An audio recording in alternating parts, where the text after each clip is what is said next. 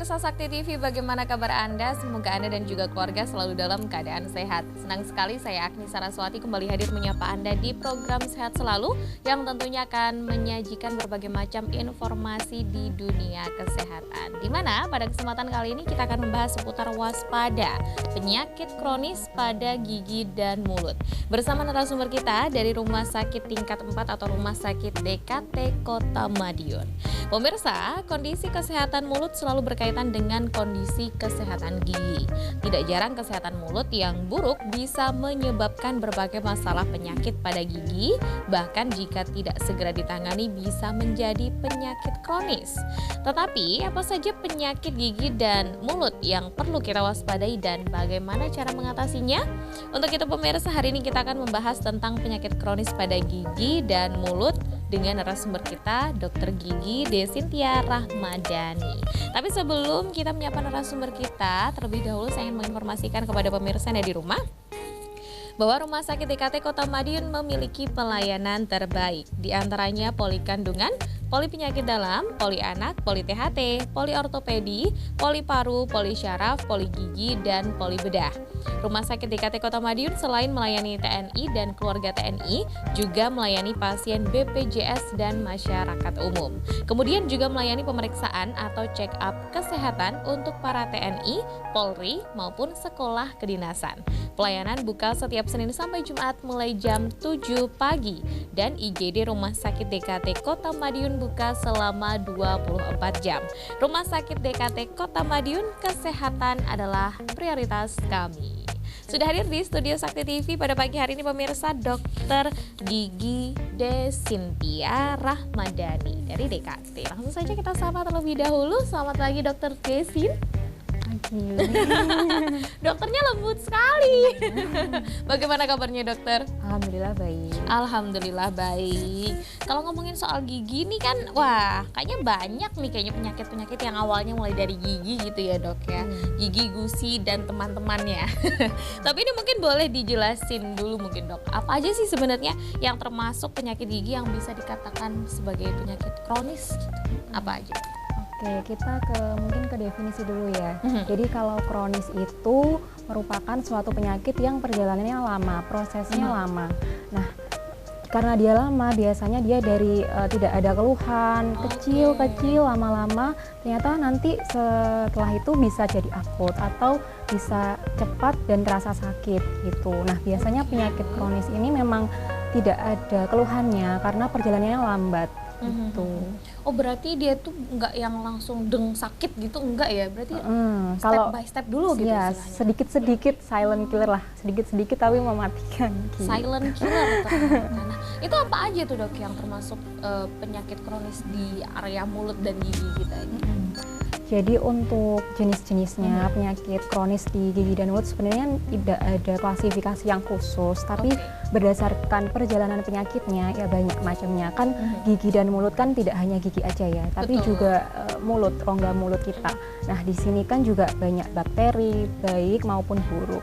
Nah kalau dari gigi sendiri itu yang paling banyak biasanya ya gigi berlubang atau karies. Nah itu kan awal mulanya dari setitik bakteri terus menyebar, dia berkoloni lalu terjadi lubang. Nah itu kan lama-lama prosesnya, tidak ujuk-ujuk satu malam kita gosok gigi terus ternyata besoknya langsung terjadi lubang gigi, kan tidak begitu. Jadi ada prosesnya, perjalanannya gitu. Nah dia lama-lama terus jadi sisa akar. Nah itu sisa akar itu kalau nggak diobati ya jadinya nanti bisa infeksi. Nah timbullah penyakit yang akut. Oke, kalau penyakit yang akut akibat karies itu sendiri apa sih dok? Biasanya waktu dia menjalar kan infeksi di rongga mulut itu biasanya dia bengkak di daerah pipi terus bisa menyebar ke leher. Nah itu yang bahaya. Tapi kalau maksudnya bahaya sampai ke leher tuh gimana itu dok maksudnya dok? Oke, jadi kan misalnya kronis ya, kita bermula dari infeksi atau penyakit gigi yang kronis. Itu kan setelah gigi lama-lama habis, terus itu kan bisa jadi sisa akar. Nah, sisa akar itu kan sumber infeksi sebenarnya. Jadi dia memang tidak menyebabkan infeksi langsung, tapi mungkin kalau suatu saat ada imunnya yang kurang baik itu bisa menyebar. terus bisa infeksi, ada nanahnya di sini Sampai gitu. Terus segitunya? makanya nanah itu kan mencari jalan keluar ya, Bener. menyebar dia. Nah, menyebarnya bisa sampai ke bawah Leher. leher sini. Iya. Tapi kalau dari sepengetahuan dokter sejauh ini menjadi dokter gigi gitu, sering nggak sih nemuin kasus-kasus semacam ini? Kalau sampai yang begitu ya mungkin nggak terlalu sering juga, tapi ada. Tapi ada, mungkin perbandingannya 1/100 lah mungkin ya, Iya. 1/100 gitu mungkin ya dok ya. Meskipun minim ditemukan tapi ada gitu. Iya, sebenarnya nanti juga berhubungan sama pembahasan selanjutnya Oke. itu. Oke, nanti kan kita lanjutkan di pembahasan-pembahasan yang lain ini maksud dokter tadi ya. Tapi sebenarnya penyakit-penyakit kayak gitu tuh apakah kalau segera ditangani bisa nggak sampai kronis gitu atau bagaimana sih? Sangat bisa, justru harus segera ditangani. Oh gitu ya. Mm-mm. Berarti ada kemungkinan si karies ini nggak akan jadi separah itu Bisa. kalau segera ditangani. Iya. Nah, kalau karies ini sendiri kan mungkin kita juga pernah bahas sebenarnya mungkin dengan dokter-dokter gigi yang lain begitu ya dokter ya terkait dengan karies ini sendiri. Tetapi ini sebagai untuk nge-recall pemirsa juga yang ada di rumah ya, karies ini sebenarnya awal mulanya itu gimana sih dokter? Kalau tadi kan sudah dijelaskan kayak ada bintik dulu berarti ya? Biasanya titik hitam. Titik gitu. hitam, oke. Kemudian itu nanti semakin besar gitu? Iya, semakin besar dia. Nah, awal mulanya itu kan sebenarnya karies atau lubang gigi itu campuran, gigi berlubang itu campuran antara ada waktu dia lama-lama nggak sikat gigi, terus ada bakteri, terus ada host itu maksudnya gigi kita. Oh. Gitu. Jadi ada sisa makanannya yang terakumulasi lalu sama bakteri. Nah, sama bakteri ini difermentasi lalu akan menyebabkan gigi berlubang. Memang awalnya kecil, nah lama-lama dia melebar. Jadi misal dari atas itu kelihatannya kecil, tapi nanti sebenarnya dia lebar bawahnya gitu. Oke, dan mungkin selain kecil juga bisa jadi dalam gitu juga nggak sih? Iya, dalam, pasti dalam. Jadi mungkin enggak masih kecil, ternyata setelah dibersihkan itu tuh sebenarnya lubangnya gede banget. Ih, karena udah dalam itu tadi berarti ya, Dok? Jadi karena lapisan terkeras itu kan email gigi ya. Betul. Nah, email gigi itu tuh setelah ditembus dia nggak makan emailnya lagi, dia menyebar gitu di dentin namanya. Jadi setelah lapisan pertama yang paling keras bisa ditembus, akhirnya dia merusak lapisan bawahnya. Oke, dan itulah yang berbahaya merusak bagian gigi kita gitu ya dok ya. Aduh, sedikit-sedikit saya mulai paham. Baik pemirsa, nanti akan lebih jauh kita akan bahas lagi seputar waspada penyakit kronis dari gigi dan mulut ini seperti apa bersama narasumber kita. Jadi untuk pemirsa yang ada di rumah jangan kemana-mana, tetaplah bersama kami di Sehat Selalu.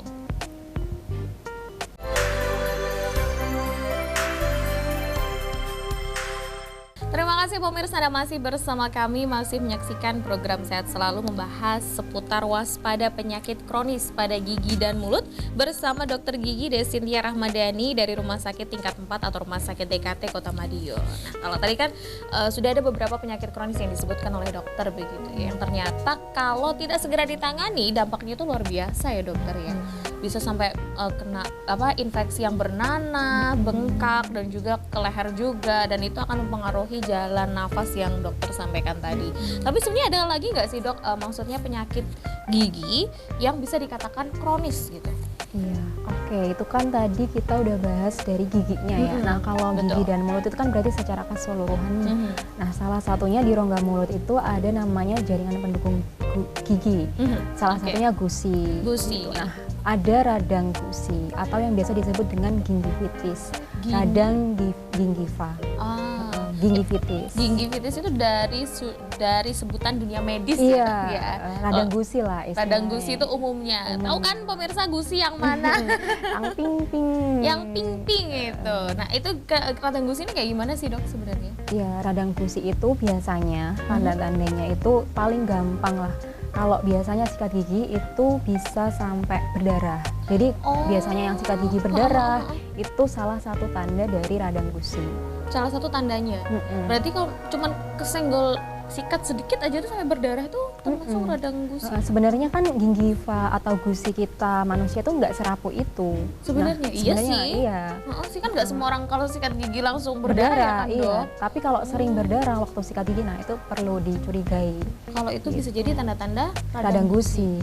Untuk mencurigai bahwa itu adalah tanda-tanda radang gusi itu gimana dok? Maksudnya berapa kali ketemu apakah setiap cuci darah cuci tuh kan salah ngomong kan pemirsa, sikat gigi terus kemudian keluar darah atau bagaimana sih? Kebanyakan ya pasti setiap sikat gigi. Nah selain itu bisa juga kan pemirsa nih pasti sering ngaca juga kan, masa nggak pernah ngaca? Setiap pagi kan kita ngaca nih sebelum berangkat. Nah itu kan sambil senyum juga. Nah itu coba dilihat gusinya. Gusinya tuh gendut-gendut, merah-merah apa enggak? Gendut-gendut. Gendut-gendut, merah-merah gitu. Itu tanda apa itu, Dok? Kalau gendut-gendut merah-merah itu tanda radang gusi juga. Oh, tanda radang ya, bukan tanda sehat malahan ya? Enggak sehat. Harusnya yang bagus itu ya warnanya pink, coral pink itu yang sehat. Oke, coral pink dan enggak bengkak, enggak gendut-gendut. Iya. Oke. Mungkin besarnya maksudnya gendut itu kayak lebih besar daripada giginya juga gitu ya, Dok ya, kayak bengkak banget gitu. Bengkak terus dia itu naik sampai ke gigi gitu. Oh, sering nemu sih kayak gitu, Dok. Nah, biasanya radang gusi ini juga diikuti atau disertai dengan adanya karang gigi. Oh, gitu. Atau plak. Oke. Oh, berarti kalau misalnya ada radang gusi gitu dia akan mudah memunculkan plak begitu atau bagaimana sih, Dok sebenarnya? Dari penjelasan dokter itu tadi. Kalau dari penjelasan medis ya itu sebenarnya urutannya kebalik. Jadi radang gusi itu penyebab utamanya adalah dental plaque atau plak pada gigi. Nah, plak sendiri merupakan kumpulan dari bakteri atau biofilm. Nah, biofilm ini merupakan kumpulan atau ekosistem dari bakteri-bakteri buahnya gitu. Terus sama substrat itu sisa makanan. Jadi kalau kita lama nggak gosok gigi, lama nggak dibersihkan itu kan menumpuk di situ banyak dental plaque. Dental plaque itu gabungan dari sisa-sisa makanan sama bakteri tadi. Oke. Nah, kalau tanda-tandanya mungkin selain gigi yang udah berdarah ketika sikat gigi, kemudian kondisi gusi yang gendut dan apa tadi, Dokter? Merah-merah. Merah-merah bukan pink ya. Ada tanda-tanda lain nggak sih yang dirasakan sama orang yang kemungkinan kena radang gusi itu tadi? Banyak ya? Banyak kalkulusnya, maksudnya banyak karang giginya. Oh, banyak karang giginya. Itu berarti kayak penuh gitu ya, karang gigi putih-putih gitu ya, Dok ya? Nggak pasti sih ya. Tergantung, karang gigi juga beda-beda kan warnanya. Kalau gitu. misalkan pada perokok biasanya dia cenderung diikuti dengan stain atau titik-titik hitam gitu ya. Oke. Tapi sebenarnya apa sih, Dokter, yang jadi penyebab orang kena radang gusi ya? Itu apa sebenarnya? Nah, penyebabnya itu tadi sudah saya sedikit singgung tadi.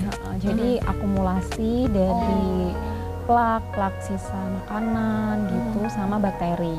Nah, sisa makanan itu juga nggak cuma sebentar aja dia di situ, karena lama tidak dibersihkan, mungkin nggak gosok gigi berhari-hari atau gosok giginya kurang bersih, itu kan juga bisa.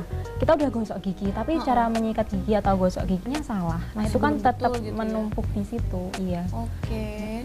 Kok bisa ya ada orang nggak sikat gigi ya? Mungkin sibuk, malam sibuk terus itu ya? langsung bobo, capek. Nah, itu kan udah nggak bener ya, Dok ya? Maksudnya pola-pola ketika kita habis makan terus langsung tidur, bukannya paling tidak sikat gigi dulu, itu kan akhirnya menyimpan bakteri kan, Dok ya? Iya, menyimpan bakteri, tapi namanya capek kan juga manusiawi. Nah, itu tadi satu kali nggak gosok gigi malam itu sebenarnya nggak langsung serta-merta menyebabkan masalah itu pasti ada beberapa kali, beberapa waktu yang lama.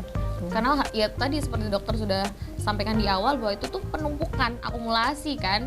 Jadi dia tuh numpuk-numpuk dari yang kebiasaan mungkin nggak apa-apa nggak sikat gigi kayak gitu. Nanti besok kayak gitu lagi.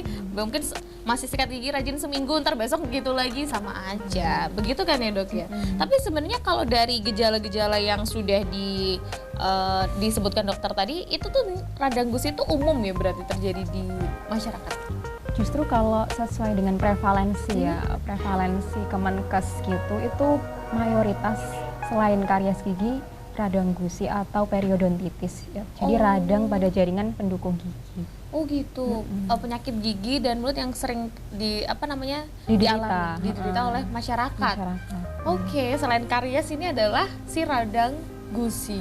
Itu kalau misalkan radang gusi itu kita mesti ngapain nih kalau kita tahu kayaknya gejalaku kayak yang disebutin dokter nih. Ini aku mesti ngapain nih? Kayak gitu gimana, Dok? Iya, yang pertama kan pastinya dari aware itu tadi ya, ada gejala-gejala yang udah disebutkan tadi. Nah, kita tuh pertamanya juga harus lihat apa ada karang gigi nih di gigi kita. Kalau ada karang gigi berarti saatnya membersihkan karang gigi itu. Gitu, bisa ke dokter gigi, scaling, iya. Nah biasanya juga nggak notice kan, maka dari itu penting untuk rutin cek ke dokter gigi setiap 6 bulan sekali. Iya sih, kalau misalnya kita ngomongin cek kesehatan, ada juga cek kesehatan gigi kita itu juga ada pemirsa, waktunya itu 6 bulan sekali. Tapi kayaknya nggak semua masyarakat mau melakukan itu, dokter. Iya. Bener kan? Betul. Padahal di puskesmas kan juga ada dokter gigi ya, dok? Ada, sekarang kan ada BPJS Betul. Kesehatan juga. Padahal Jadi bisa dimanfaatkan lah Oh, gitu untuk dengan cek baik. gigi aja paling. Iya, cek gigi tidak. aja. Sebenarnya juga masing-masing orang kan rongga mulut itu keadaannya beda-beda ya. Ada orang yang mudah atau rentan terjadi karang gigi, atau ada betul. orang yang rentan karies, itu beda-beda tergantung pH juga. Jadi orang yang pH-nya rongga mulutnya cenderung basah itu cenderung mudah terbentuk karang gigi. Kebalikannya, kalau pH-nya rongga mulut cenderung asam itu lebih mudah terbentuk karies atau lubang gigi. Oke, ada dua penyebab yang berbeda juga Iya. nih jadinya ya, dok ya. Kalau tinggi asamnya dia gampang kena karies. Kalau satunya tadi Kalau cenderung basah itu lebih cenderung mudah basah, kalkulus atau karang gigi tadi. lebih mudah Karang nggak gigi, banyak terus- plaknya. iya, kalau nggak plak. salah ya. Dan plak pun itu tadi juga berbeda-beda setiap orang ya, dok ya, Beda-beda. tidak sama. Makanya itu tadi dokter menyarankan untuk melakukan pemeriksaan setiap 6 bulan sekali lah paling tidak. Setahun sekali deh minimal kalau nggak mau 6 bulan. Iya, Padahal 6 bulan tuh setahun udah sekali. minim banget ya, dok ya. 1 tahun sekali juga Masih boleh ya? wajar gitu. Jadi kan ada beda-beda nih setiap orang. Ada yang cepet banget terbentuk kalkulus atau karang giginya, Bener sih. ada yang lama bertahun-tahun Iya, tapi bener. enggak bersih gitu. Oke, nah tapi ini mungkin pertanyaan terakhir, dokter, dari si radang gusi ini, itu radang gusi itu apakah bisa langsung sembuh gitu nggak sih kalau dibersihkan plaknya, atau mungkin ada perubahan di struktur giginya, mungkin disikat lebih baik atau bagaimana kayak gitu, bisa sembuh nggak sih? Untuk kesembuhan itu kan lihat dulu dari keparahan penyakitnya juga, Oke. derajat keparahan penyakitnya. Kalau memang masih ringan itu di maintenance beberapa kali scaling atau pembersihan karang gigi, juga dibantu dengan kumur, obat kumur, lalu menyikat gigi yang baik dan benar, itu bisa cepat dan hasilnya bagus. Berarti tuh gusi yang tadinya bengkak-bengkak tuh bisa kempes gitu ya, dok ya? Oh, saya pikir ketika gusinya bengkak tuh bakalan bengkak terus gitu kalau misalnya kena radang gusi. Ternyata bisa sembuh berarti ya. Oke. Intinya kembali ke kesadaran masing-masing ya pemirsa ya. Sikat gigi yang rajin, jangan malas. Begitu ya, dokter. Baik, nanti akan kita lanjutkan lagi perbincangan kita di seputar pembahasan waspada penyakit kronis pada gigi dan mulut ini. Jadi untuk pemirsa yang ada di rumah, jangan kemana-mana, tetaplah bersama kami di Sehat Selalu.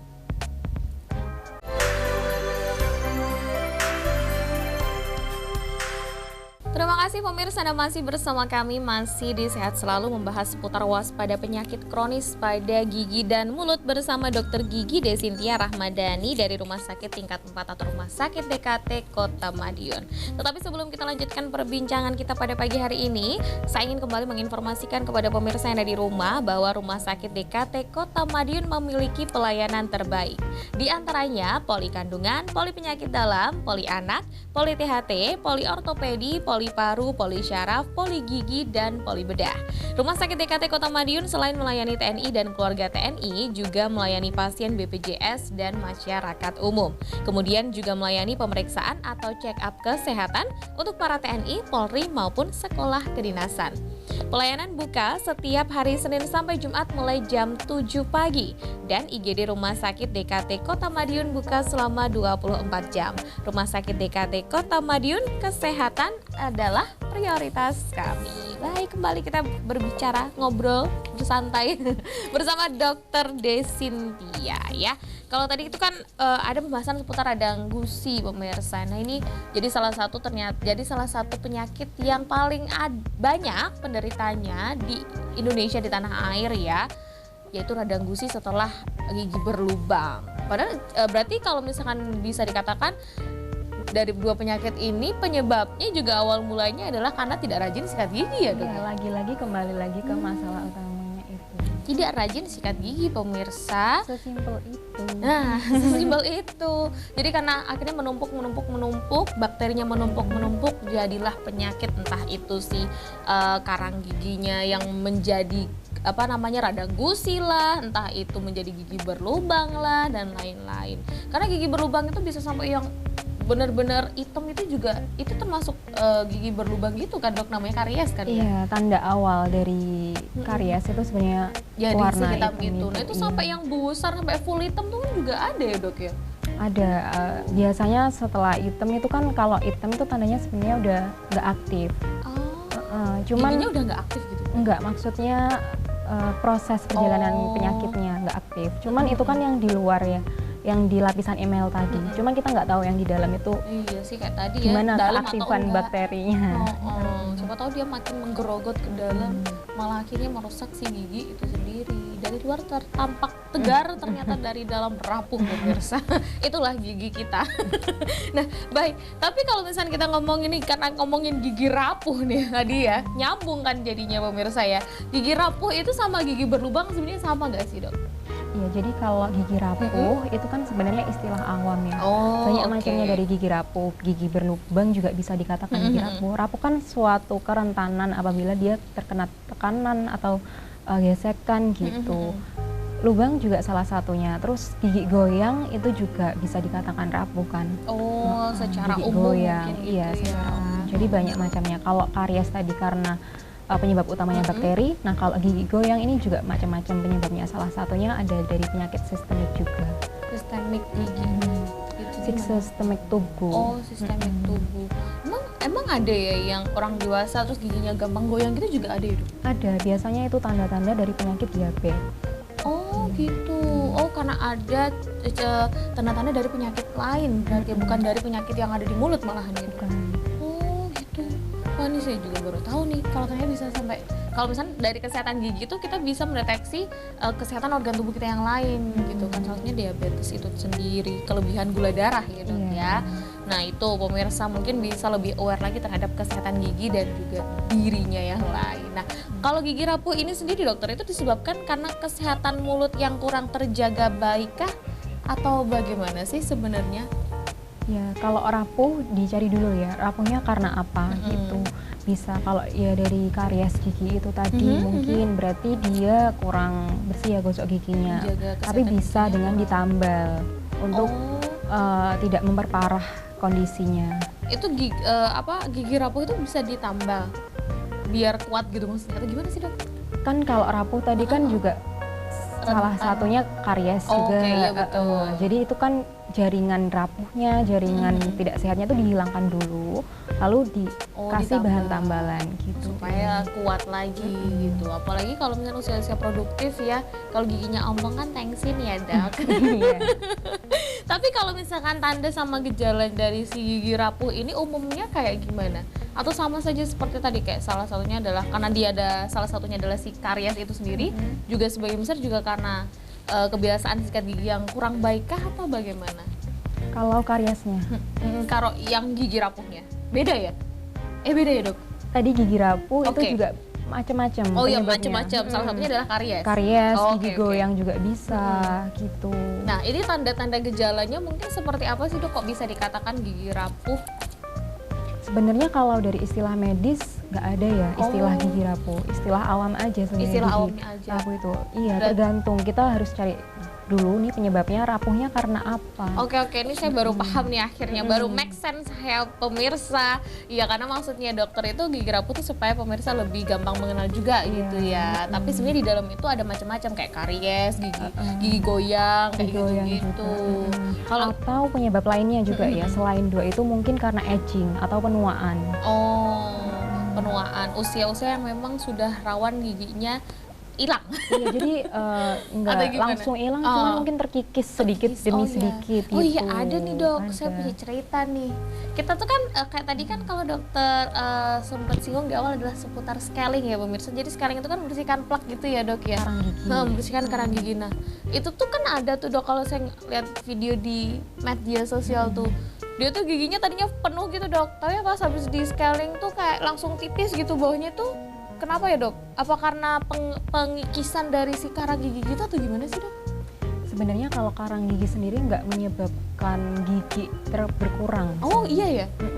Itu cuman kamuflase aja mungkin ya. Jadi kelihatannya seolah-olah itu gigi, tapi sebenarnya itu karang gigi gitu. Jadi Oh iya ya, karena atau mungkin gini, kan gigi kan awalnya itu dia besar gitu ya, tapi kan di akar dia mengecil.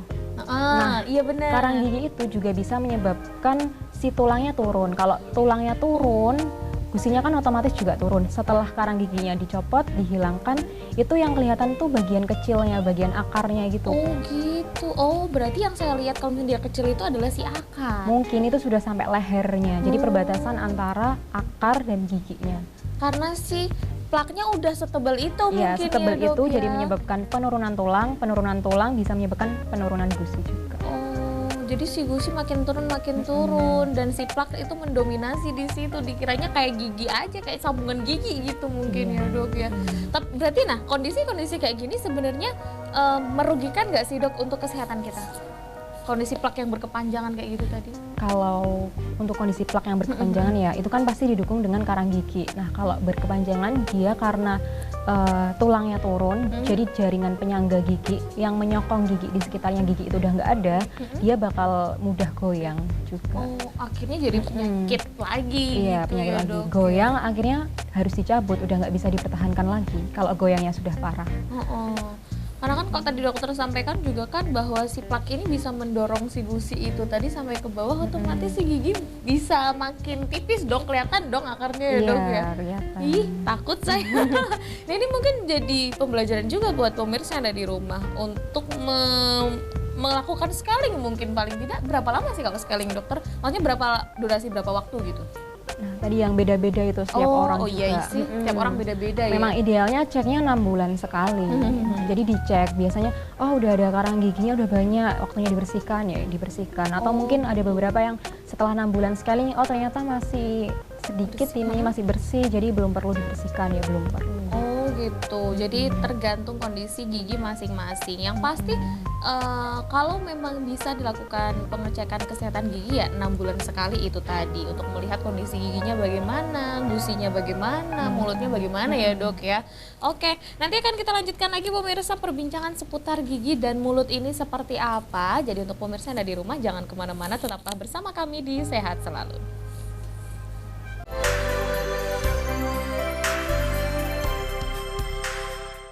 Terima kasih pemirsa, masih bersama kami masih membahas seputar waspada penyakit kronis pada gigi dan mulut bersama Dr. Gigi Desintia Rahmadani dari Rumah Sakit Tingkat 4 atau Rumah Sakit DKT Kota Madiun. Nah kalau tadi kan kita sudah berbicara seputar gigi rapuh dan juga radang gusi dan lain sebagainya. Tapi saya ada satu pertanyaan nih dokter, sakit yang mungkin sering dialami oleh banyak orang termasuk saya itu adalah sariawan. Nah sariawan ini sebenarnya penyebabnya apa Dok? Saya masih penasaran. Apa sih Dok penyebabnya Dok? Sebenarnya sariawan itu macam-macam juga ya. Oh gitu ya? Macam-macam penyebabnya? Macam-macam. Paling sering itu karena trauma. Jadi trauma dari mungkin sikat gigi, kebentur, atau pas gosok gigi kesodok gitu juga bisa. Terus ada yang tajam-tajam, kegigit itu termasuk trauma juga. Gitu. Penyebab lainnya juga ada beberapa, dan kayak stres gitu juga bisa memicu adanya sariawan bermunculan. Stres secara mental nih Dok? Iya. Oh berarti kalau pemirsa sering sariawan mungkin perlu dipertanyakan kesehatan mentalnya, apakah sedang stres, banyak pikiran atau tidak. Nah itu salah satu memicu si sariawan. Saya tuh pernah loh Dok, sariawan tuh sampai yang kayak bolong gitu loh di lidah, dan itu kan sakit ya Dok ya? Sakit. Itu umum ya Dok ya? Umum gak sih kayak gitu Dok?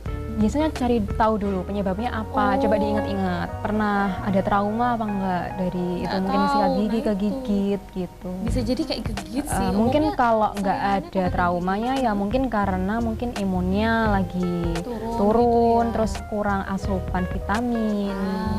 Jadi ada faktor-faktor penyebab lainnya, salah satunya adalah kurang vitamin, mungkin kurang makan buah dan lain-lain sih ya Dok ya. Kurang vitamin C. Nah tuh pemirsa, kalau stres siapa tahu nanti sariawan ya itu mungkin nggak cuma karena stres aja tapi karena kurang vitamin. Jadi harus benar-benar menjaga diri, karena kalau udah sariawan kan susah makan ya Dok. Apalagi kalau udah bolong. Ini kayaknya pemirsa nggak ada yang punya pengalaman gitu deh kayaknya. Saya aja sangat kayaknya menyiksa. Saya juga. Pernah ya Dok? Pernah. Nah ini kalau misalnya ngomongin soal penyakit lain di dunia pergigian, mungkin bukan penyakit sih, saya nggak tahu sih nyebutnya penyakit atau bukan, tapi saya sering nemuin juga nih Dok, kasus di mana gigi itu kayak susunannya tuh nggak rapi gitu loh Dok, bukan yang Gigi gingsul itu termasuk susunan yang tidak rapi nggak sih, Dok? Termasuk. Oh, termasuk ya. Kan ada ya gigi yang mungkin gigi yang satu menghadap kemana, yang satu kemana, kayak gitu-gitu kan ada. Itu kenapa sih, Dok, sebenarnya? Jadi penyebabnya juga ada beberapa. Kalau gigi yang nggak rapi itu umumnya yang pertama itu dari herediter atau keturunan. Keturunan, oke. Keturunan, kalau itu kan contoh paling sederhana yang rahang bawahnya nyakil, camai, itu kan biasanya mungkin ada orang tua atau kakek neneknya juga yang seperti itu struktur rahangnya gitu. Nah, selain dari herediter atau keturunan itu juga ada faktor lokal, mungkin kebiasaan. Terus Kebiasaan apa ini? kebiasaan kayak menghisap jempol bisa jadi, itu bisa bikin gigi maju. Salah satu pemicu lah ya. Pemicu. Terus bernafas lewat mulut waktu kecil itu juga bisa. Macem-macem. Bernafas lewat mulut itu pun juga bisa mempengaruhi struktur gigi waktu bayi. Iya, lebih ke rahang sih. Rahang, terus dia kan menyempit, akhirnya nggak berkembang rahangnya, terus jadi giginya itu nggak cukup, akhirnya dia berdesakan juga bisa. Karena tempatnya nggak cukup gitu ya, makanya dia berdesakan dan bentuknya tidak beraturan. Oke. Dan itu pun kalau misalkan dari yang sering dokter temui sendiri, sering nggak sih terjadi di masyarakat sebenarnya? Sering ya? Apalagi kalau era zaman sekarang kan ya. Jadi anak-anak yang baru, anak-anak kecil atau mungkin remaja itu kan dari kecil makanannya biasanya yang halus-halus nih. Betul. Yang di blender itu kan menyebabkan rahangnya kurang berkembang ya sebenarnya. Kurang mengeksplor diri si rahang ini. Jadi mungkin tidak berlatih makanan yang kasar gitu juga pengaruh mungkin ya? Pengaruh, iya. Berarti kalau misalkan karena tadi dokter mention bahwa penyebab dari susunan gigi yang tidak rapi ini kan ada dua. Susunan gigi yang tidak rapi dalam medis sebutannya apa, dokter? Maloklusi. Maloklusi. Jadi kontak atau oklusi itu nggak normal. Tidak normal. Yang pertama karena genetik ya. Yang kedua karena faktor lokal. Kebiasaan-kebiasaan yang tidak baik. Berarti ini perlu dimention kepada ibu-ibu muda yang ada di rumah dong, Dok. Iya kan? Lebih baik mencegah daripada nanti bertambah parah di kemudian hari. Berarti kita mungkin boleh mengesampingkan si opsi yang faktor genetik dulu kali ya. Karena faktor lokal ini dulu mungkin. Si faktor lokal ini kan berarti kan kita bisa hindari ya, Dok ya. Kalau misalnya udah punya kebiasaan menghisap gigi ini kan agaknya susah. Sudah jadi kebiasaan dari kecil. Apalagi bernafas lewat mulut. Nah, ini gimana ya, Dok? Mencari solusinya mungkin ada nggak sih dokter pernah nemuin ini kalau misalkan sering menghisap gigi mungkin boleh diapain gitu-gitu, ada nggak sih, Dok? Yang pertama pasti dari motivasi orang tuanya sendiri ya, dari orang tuanya. Terus sebenarnya juga ada alat kayak mouth guard gitu. Yang buat nempelin mulut anak itu ya? Pokoknya yang buat mencegah supaya dia itu nggak bisa masuk mungkin jarinya ada. Jadi kayak petinju itu kan biasanya pakai itu. Iya benar. Nah, semacam itu. Supaya si tangan anak ini nggak masuk ke dalam gitu. Dan anak-anak umur berapa sih biasanya kalau untuk melakukan training si gigi supaya dia rapi ini umur berapa nih, Dok? Sejak kecil, bahkan sejak dia menyusui. Sekarang kan ada dot khusus supaya dia itu pertumbuhan giginya bagus ya. Bentuknya lebih pipih, lebih gepeng gitu. Mungkin karena seiring dengan perkembangan zaman ya, Dok ya. Itu udah teruji klinis bisa mencegah si gigi itu kayak lebih maju atau lebih renggang gitu. Untuk menjaga susunan gigi itu tadi supaya tetap rapi lah paling tidak, supaya bisa membentuk juga ya berarti ya, Dok ya. Iya, kalau yang bundar itu kan biasanya dia kan bisa salah satu faktornya untuk menyebabkan gigi maju juga. Yang bulet-let itu ya? Yang bulet. Kalau ini bentuknya beda lagi kan? Agak pipih. Lebih pipih tipis depannya gitu ya. Nah, ini mungkin ibu-ibu muda yang masih menggunakan dot dengan bentuk bulat itu ya depannya ya, itu mungkin boleh cari yang lain sesuai rekomendasi dokter supaya gigi anak ini lebih terbentuk ya, Dok ya, paling tidak ya. Tapi sebenarnya kalau susunan gigi tidak rapi atau enggak simetris kayak gini tuh, itu mempengaruhi kesehatan nggak sih, Dok? Kalau secara medis ya, dari kesehatan dulu mungkin. Kalau susunan giginya tidak rapi, otomatis dia pembersihannya juga kurang maksimal. Iya ya, karena kan susah mengaksesnya itu. Sikat gigi ngakses susah. Terus kan harusnya flossing atau pembersihan dengan benang gigi itu, tapi kan nggak semua orang rajin. Bener. Jadi lebih mudah tadi terjadi penumpukan plak sehingga terjadi karang gigi juga banyak, terus Dan berbagai macam penyakit berbagai macam. lainnya. Bisa jadi malah awal mula juga nih dengan tidak udah tahu susunan giginya kurang rapi tapi tidak dijaga dengan baik juga, akhirnya menumpuk dan jadilah penyakit ya dok ya malahan ya. Berarti kalau ya seperti tadi jangka panjang efeknya, nggak yang langsung makdeng langsung gitu tuh enggak. Tapi kalau penyebab susunan ini tadi ya seperti tadi yang dokter sampaikan ya. Terus kemudian kalau misalkan dari susunan gigi yang nggak rapi kayak gini, itu tuh menyebabkan orang selain karena penyakit, itu tuh bisa kayak gimana sih dok? Apakah makan itu juga terganggu, mengunyah juga terganggu, atau bagaimana? Nah, kan untuk kelainan maloklusi ini kan ada beberapa juga. Mungkin dia cuma di gigi depannya sehingga lebih ke estetik yang berpengaruh, tingkat kepercayaan dirinya mungkin kurang gitu. Soalnya gigi depannya yang kelihatan ini kurang rapi. Kalau dari gigi belakang mungkin ada yang maloklusinya juga menyebabkan gigi belakangnya nggak kontak. Nah, kalau nggak kontak otomatis pengunyahannya juga nggak maksimal ya. Jadi kurang enak buat ngunyah atau ada kelainan, jadi ada kelainan sendi gitu. Bisa sampai kayak gitu ya dok ya? Oh berarti maloklusi itu bisa di depan, bisa di belakang? Iya, bisa dua-duanya juga. Bisa semuanya juga? Iya, bisa semuanya. Emang benar bisa semuanya nggak rapi gitu juga ada ya dok? Ada. Oh, Rotasi dikit-dikit gitu. oh jadi benar-benar nggak rapi sama sekali gitu? Nggak berbentuk sesuai mulutnya gitu ya? Ya masih, tapi nggak di lengkung yang benar atau tidak di posisi yang benar gitu. Oke. Sebenarnya kan kalau kita ngomong posisi yang paling benar ya, jarang ada manusia Yang benar 100%, yang benar 100% kayak sempurna giginya. patung gigi itu kan jarang. Kalau misalnya Agni nih, ini kan pasti ada giginya yang miring berapa derajat gitu, pasti ada kan. Nah, tapi kan itu mungkin nggak sampai mengganggu pengunyahan atau estetik gitu. Oh, yang nggak sampai mengganggu aktivitas sehari-hari juga gitu ya dok ya. Oke, itu tadi tidak ada manusia yang sempurna pemirsa, sama seperti gigi saya. Karena pembahasannya seputar gigi ya kali ini ya. Oke, nanti akan kita lanjutkan lagi di segmen berikutnya ya dokter ya, pembahasan seputar penyakit kronis di gigi dan juga mulut kita itu ada apa aja lagi. Oke, jadi untuk pemirsa yang ada di rumah jangan kemana-mana, tetaplah bersama kami di Sehat Selalu.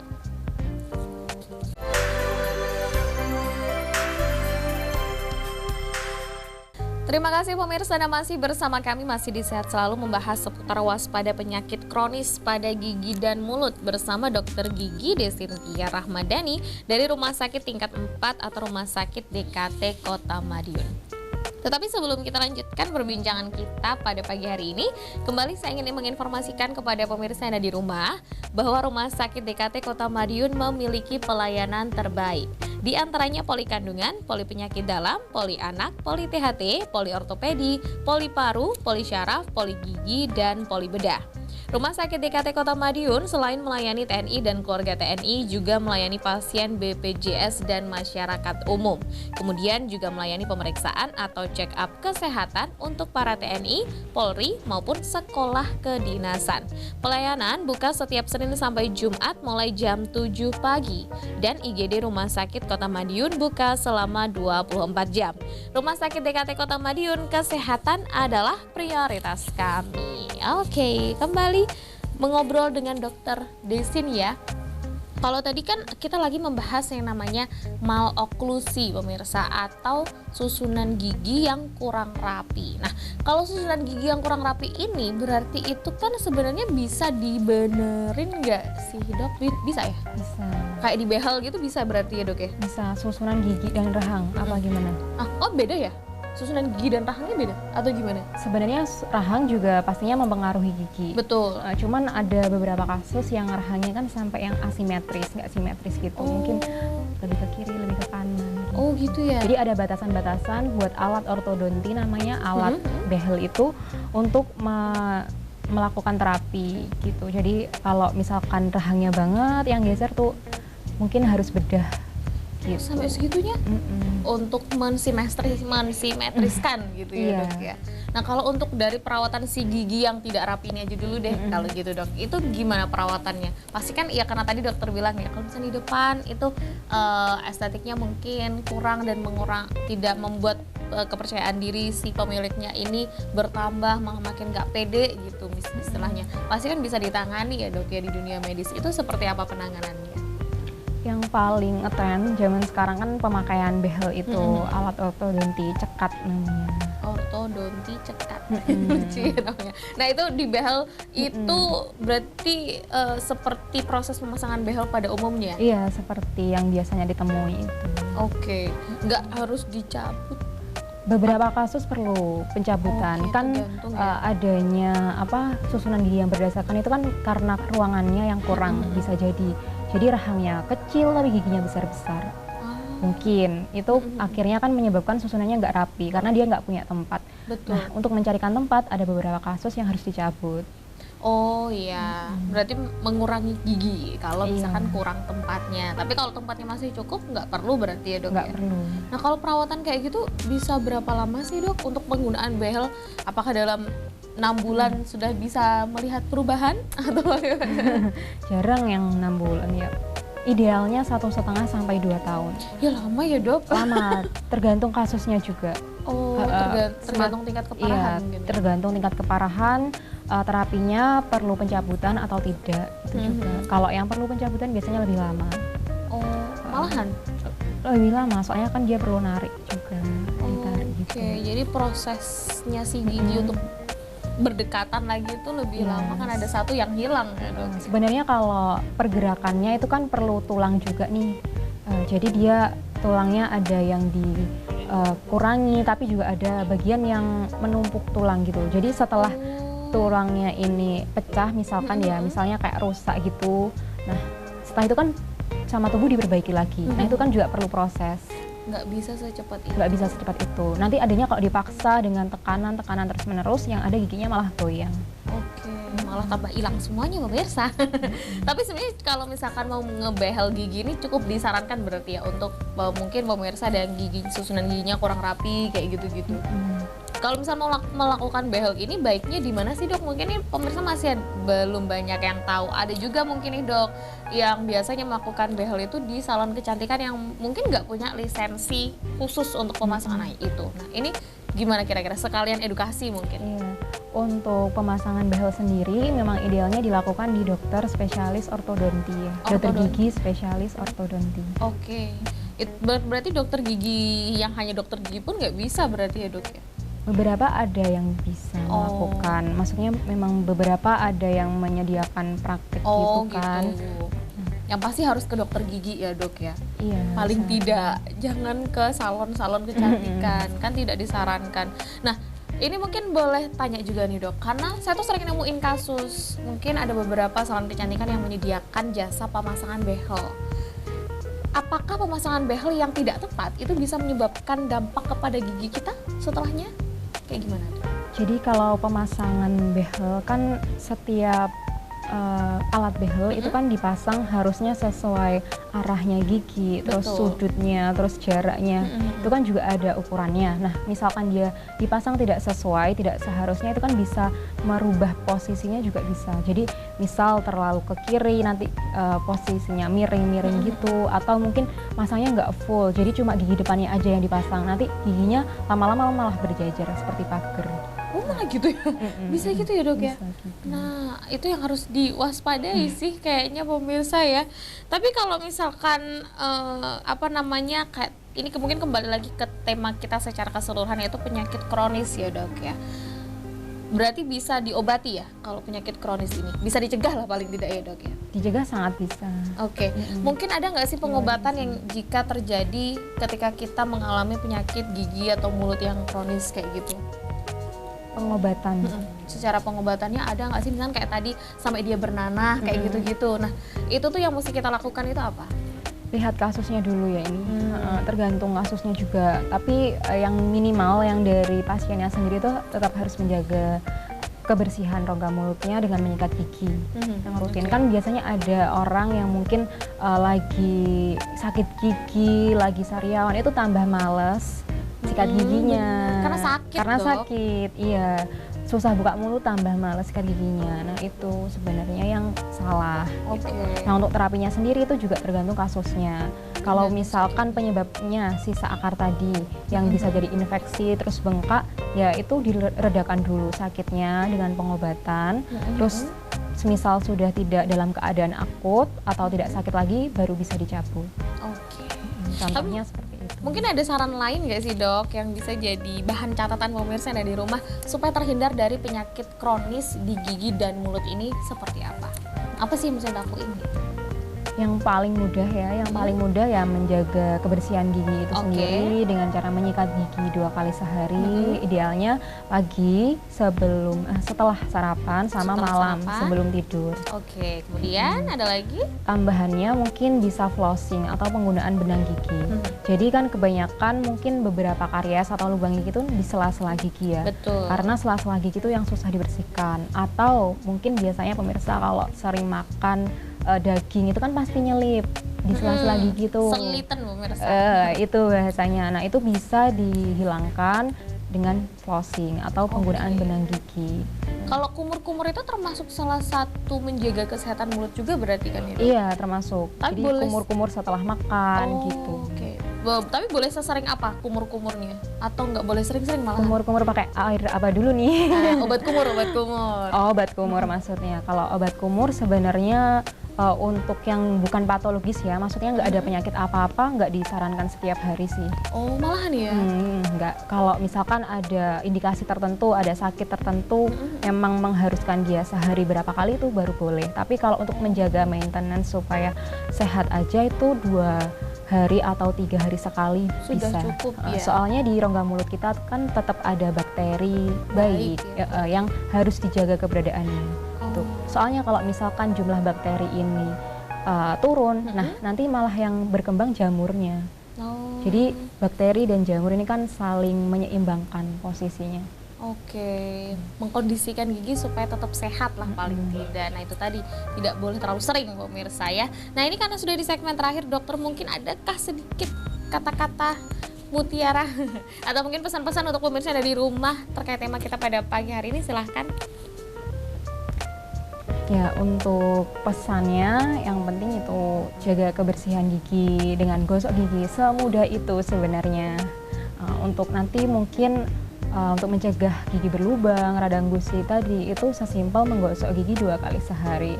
Lalu untuk misalkan mau merapikan gigi ya datangilah tempat yang tepat.